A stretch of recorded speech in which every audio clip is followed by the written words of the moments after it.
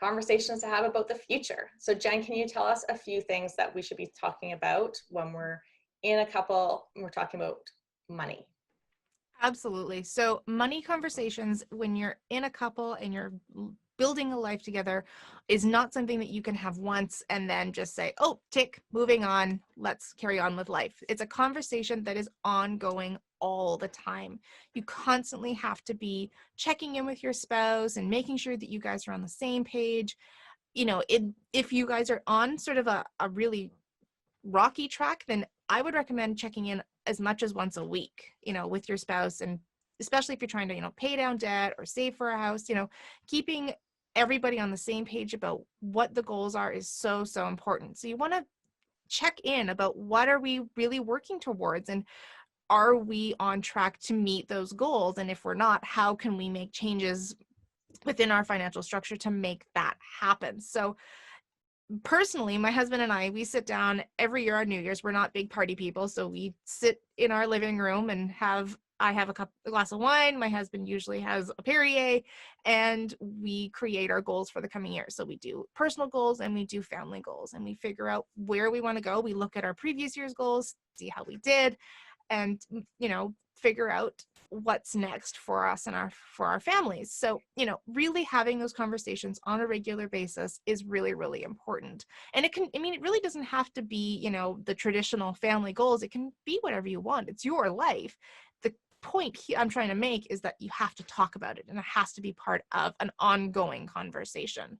So and as we know, time is going to carry on regardless, and so retirement years will eventually show up in your life. And so you want to make sure that you've got a plan for that.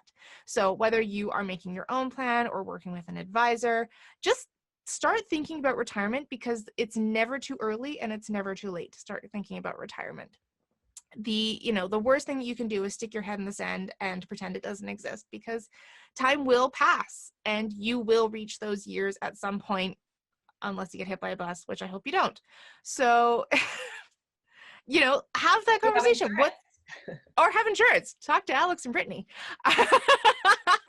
But have a plan in place. Figure out what retirement looks like for you. I know retirement is evolving and changing. I know that personally, one of the things that my husband and I have talked about is the fact that he will probably never retire in a traditional sense, because he loves to work, he loves to be productive, and so he will likely, do consulting work well into his golden years. And so that's fine. That's great. I think that it's gonna, keep him busy and keep him out of my hair.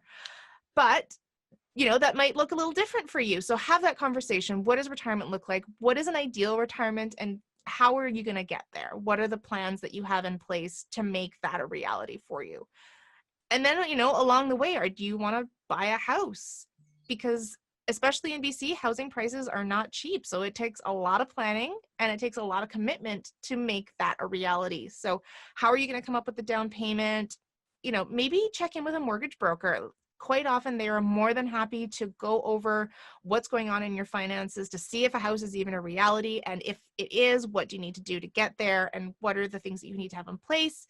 Make sure that your credit lines are in place and that your credit score is up to snuff so you get a good rate on your mortgage. All of these things are really, really important if buying a house is important to you, or buying a home, I should say, not a house, because, condos and townhouses are also fantastic. And then, there's also the end of the road that you need to consider. And so, I think Alex has got a lot more to say about that than I do.